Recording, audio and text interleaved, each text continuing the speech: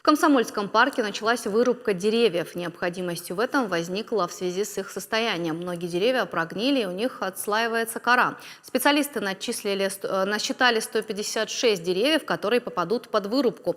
По их словам, это делается для безопасности горожан. Для подобных результатов диагностики деревьев пригласили специалистов из Центра защиты леса Ставропольского края. Они обследовали 1800 деревьев на территории парка, и порядка 200 из них отнесли к категории аварийных. Работы планируется завершить до конца месяца, после проведут уборку территории. На месте вырубленных уже этой весной посадят новые. Отметим, что вырубка деревьев стала причиной недовольства жителей близлежащих домов. Они опасаются, что на территории могут появиться рестораны, развлекательные центры и другие коммерческие заведения. Представители Северо-Остинского государственного университета, на территории которого находится парк, прокомментировали эту ситуацию. Коммерческих предприятий здесь ничего не будет, вообще это непозволительно на территории этого парка. Земля это федеральная, и эту землю на этом месте нельзя делать никаких коммерческих структур, нельзя.